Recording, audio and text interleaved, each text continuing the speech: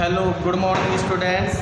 I am Omnis Sir, your math teacher class 10th. Exercise चल रही है 5.3 और 5.3 का बहुत ही इम्पोर्टेंट क्वेश्चन लेते हैं आज 11th। क्वेश्चन नंबर 11 इसको हम कैसे सोल्व करेंगे। सबसे पहले आप अपनी बुक ओपन करें और क्वेश्चन नंबर 11 रीड करें। इसने कहा है if the sum of n term of n A P is 4n minus N square. जो सम फर्स्ट एन टर्म का है ए पी वो 4n माइनस एन स्क्वायर के बराबर है।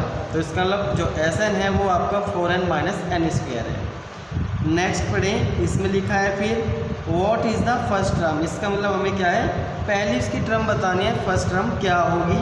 What is the sum of first two terms, पहली दो सम बताने हैं, उनका टर्म का सम्स बताना है। What is the second term, फिर सेकंड टर्म भी बतानी है। Similarly find the third term, tenth term and nth term. इसका मतलब इसमें हमें थर्ड टर्म भी निकालनी होगी, टेंथ टर्म भी और nth टर्म भी। इसके लिए देखिए क्या करना है, बहुत ही इंपॉर्टेंट क्वेश्चन है, ज़रूर पूछा जाता है और आता है क्वेश्चन ये। सबसे पहले हम गिवन, जो भी हमें गिवन दे रखा है उसको लिखें। गिवन ए पी, सबसे पहले हम ए पी लिखेंगे। ए पी में हमें क्या दे रखा है कि जो हमारा एस एन है सम ऑफ वो दे रखा है 4n minus N square. Clear. अब हमें क्या करना है, इसमें टर्म्स निकालने हैं, सम्स करना है। तो हम क्या करेंगे, निकालने के लिए हम n की वैल्यू पुट करते चले जाएंगे। फर्स्ट टर्म सेकंड टर्म उनका सम, ये सभी इससे निकल जाएंगे। तो sum of one term, sum of first term S1 one डाल, n की वैल्यू 1 पुट करेंगे तो 4 मल्टीप्लाई 1 माइनस 1 का square is equal to 4 minus 1 is equal to 3। इसका मतलब हमारे पास जो S1 है वो आपका 3 आ गया। क्लियर। नेक्स्ट चलते हैं, सेकंड में पूछा है उसने sum of two term S2 is equal to 4 multiply 2 और 2 का स्क्वायर। अब हमने n की वैल्यू 2 पुट करी है तो 4 2 ज़ा 8 माइनस 2 2 ज़ा 4 इज इक्वल टू 4। S2 हमारे पास आया 4। Clear. Next sum of 3 term. अब हम S3 वैल्यू पुट करेंगे n की जगह तो 4 मल्टीप्लाई 3 माइनस 3 का square is equal to 4 minus 4 3 ज़ा 12 माइनस 3 3 ज़ा 9 तो आ जाएगा आपका 3। तो S3 आ जाएगा आपका 3। क्लियर। नेक्स्ट चलते हैं,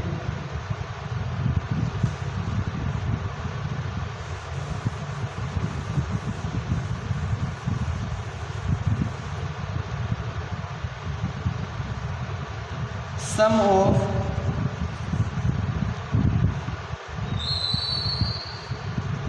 fourth term S4 is equal to 4 multiply 4 का स्क्वायर 4 4 जा 16 माइनस 4 4 जा 16 इज इक्वल टू 0। इसका मतलब S4 आपका 0 है। ऐसे ही आप निकालते चले जाएं, S 5S 6X 7X 10 जितने भी आपको चाहिए इतने निकाल सकते हैं। तो मान लीजिए हमने आपके 4 तक निकलवाए हैं। 4 के बाद अब हमें क्या करना है, ये S1 S2 S3 S4 जो हमने निकाले हैं ये किसके इक्वल होते हैं वो थोड़ा सा समझेंगे। फॉर एग्जांपल लेते हैं,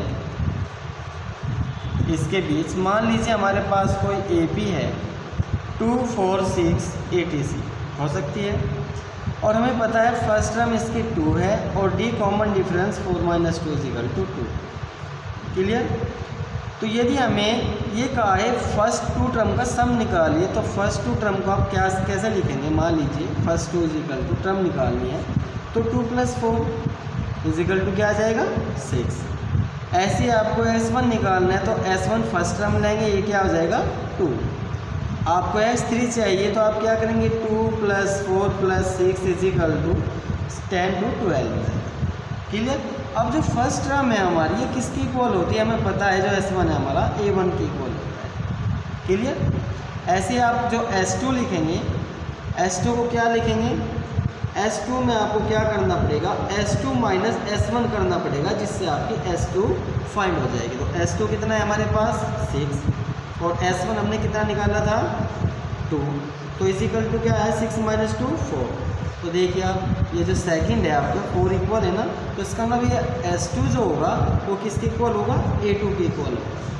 जो मैं समझाना चाह रहा हूँ समझ गए होंगे कि जो S1 है, S2 है, S3 है, वो भी टर्म के इक्वल होता है। यदि S1 है तो A1 के इक्वल, S2 है तो वो आपका A2 के इक्वल। क्लियर। चलिए नेक्स्ट चलते हैं। यदि हमें सेकंड टर्म चाहिएगी तो सेकंड टर्म में हम क्या करते हैं कि A2 = हमें क्या करना पड़ेगा, S2 में से S1 को माइनस करना पड़ेगा, तब हमें पता चल जाएगा कि वो क्या है हमारी S2 आपका 6 और -2 तो = 4। तो A2 हमारा किसके इक्वल हुआ 4 के, तो ये क्या हमारा फर्स्ट टर्म और सेकंड टर्म, तो A2 हमारा 4 ही आया। और ऐसे ही आपने क्या किया, इनका सम किया है, तो S2 को यदि सम करेंगे तो पहली दो का सम करेंगे फर्स्ट टर्म को, तो 2 + 4 क्या आ जाएगा 6 आ जाएगा। समझ गए होंगे। चलिए नेक्स्ट देखिए।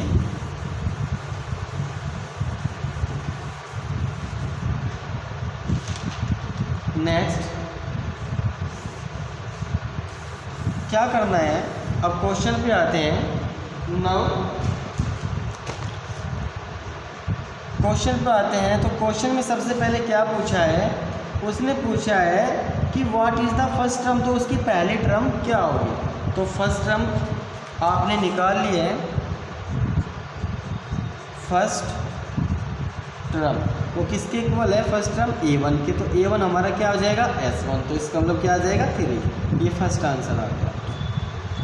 ठीक।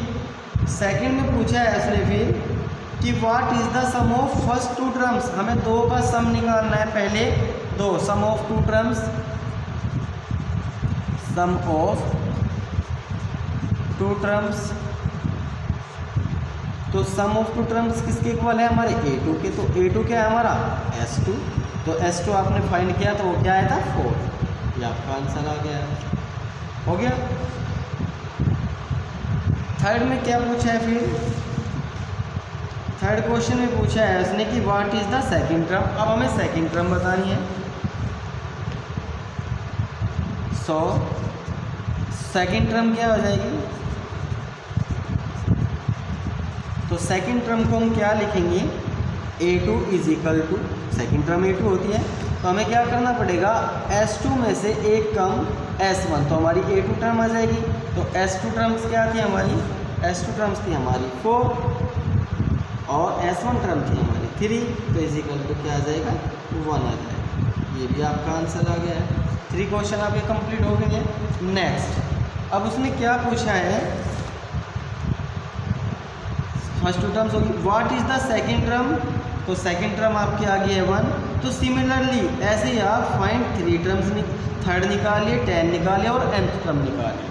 तो इसका मतलब हमें क्या करना है आंसर, हमें A3 भी चाहिएगा, A10 भी चाहिएगा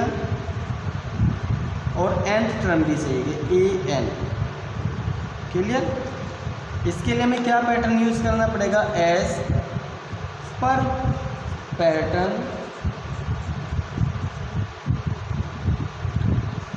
एंड AN = क्या होता है, हम क्या निकाल लेते हैं, देखिए आप यदि हमें A2 चाहिएगा तो हम S2 में से S1 की उस सेकंड वाली टर्म में से फर्स्ट वाले जो सम था उसका सेकंड वाले सम में से फर्स्ट वाले सम को माइनस करते थे जब हमारा A2 आता था। अब हमें पूछा है AN, तो AN के लिए हमें क्या करना पड़ेगा, SN माइनस SN, उसमें से एक माइनस कर देंगे तो क्या आ जाएगा, उसकी AN टर्म आ जाएगी। तो AN = SN - 1 हो जाएगा। तो सबसे पहले हम फाइंड करेंगे A3, तो A3 को हम क्या लिखेंगे, S3 - S2। S3 क्या है हमारे पास, S3 हमारे पास क्या था 3 और S2 हमारे पास कितना है, S2 हमारे पास आया था 4 -1। क्लियर। तो A3 की वैल्यू आ जाएगी आपकी -1। नेक्स्ट लेते हैं अब सेकंड आपका A10। तो A10 को आप क्या लिखेंगे, S10 - S9। अब हमारे पास S10 भी नहीं है और S9 भी नहीं है। सबसे पहले S10 निकालेंगे, फिर S9 उसमें से माइनस कर देंगे, आपके पास A10 आ जाएगा। देखिए A10 कैसे निकालेंगे आप।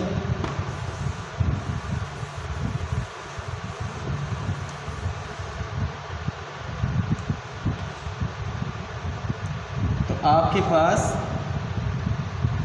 हमें क्या पता है, अब हमें निकालना है A10। तो A10 किसके इक्वल होगा, S10 - S9 के, क्योंकि उसमें से एक कम करते हैं तो S10 - S9। तो S10 निकालने के लिए क्या करेंगे, हम जानते हैं Sn = क्या होता है, 4n - n²। यहाँ से आप S10 निकाल लेंगे। तो S10 = 4 × 10 - 10 का होल स्क्वायर। S10 आ जाएगा आपका 40 - 100। तो S10 = -60। ये आपका S10 आ गया है। ऐसे ही आपको S9 निकालना है। तो S9 क्या हो जाएगा, 4 × 9। ऐसे ही सेम इसमें रखेंगे। तो S9 = 4 × 9 - 9 का होल स्क्वायर। 9 × 4 = 36 - 9 × 9 = 81। S9 आ जाएगा आपका 36 - 81 - 45। क्लियर। अब हमारे पास दोनों है, S10 भी और S9 भी। अब हमें फाइंड क्या करना है, A10। तो A10 = S10 आपका आया है -60 विद -S9 आया आपका -45। तो A10 = -60 + 45 ग्रेटर वैल्यू माइनस, तो A10 आ जाएगा आपका -15। क्लियर। अब आपके पास A10 भी हो गया। तो A10 माइनस क्या है, 60 आया है। नेक्स्ट चलते हैं। नेक्स्ट में क्या करना पड़ेगा आपको, वी नो दैट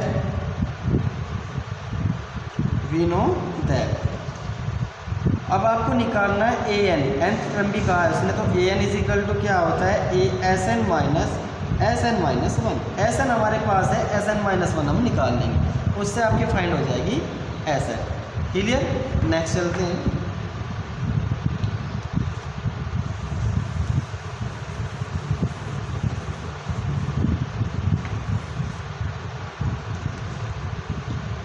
अब आता है AN = SN - SN - 1।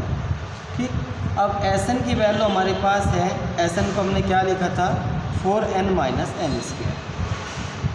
4n - n² with -SN - 1। अब हमारे पास ये नहीं है तो हम SN - 1 निकालेंगे। SN - 1 SN - 1 के लिए हमें क्या करना पड़ेगा, अब इसमें वैल्यू पुट कर देंगे। अब हम n की जगह क्या रख देंगे, n - 1 रख देंगे। पहले n रखा क्योंकि n वैल्यू रखते थे, तो ऐसी वैल्यू इसमें हम -1 रख देंगे यहाँ पर। कैसे, n की जगह n - 1। अब हमारी वैल्यू ये हो जाएगी n की। तो 4 × या ब्रैकेट में लिख दें बस n - 1, n की जगह वैल्यू पुट करेंगे, n - 1 का होल स्क्वायर। क्लियर। अब इसको सिंप्लीफाई कर लें, इसकी multiply bracket open, 4n - 4 minus big bracket लगाकर ये हमें पता है a - b का होल स्क्वायर है। तो n² + 1 - 2n। Clear. Bracket open कर दें, 4n - 4 विद -n² -1 और +2n। 4n और 2n 6n हो जाएंगे। 4 - 1 -6 हो जाएगा, नहीं सॉरी 4 1 5 हो जाएगा और -n²। क्लियर। अब हमारे पास SN - 1 ये आ गया है और SN की वैल्यू हमारे पास ये आ गई है। क्लियर। अब इसकी वैल्यू को उठाकर यहाँ पर रख देंगे, क्या आ जाएगा, 4n - n² with minus bracket में SN - 1 की वैल्यू पुट करें, ये 6n - 5 और -n²। Clear. 4n - n² -6n minus minus plus 5 minus minus plus n square. Clear. अब minus N square plus N square cancel हो जाएगा, माइनस 6n में से 4n जाएगा तो माइनस के 2n बचेगा और प्लस का 5। तो हमारी ए एन की वैल्यू हमने फाइंड कर लिया, ए एन आ जाएगा हमारा 2n plus 5। That is clear.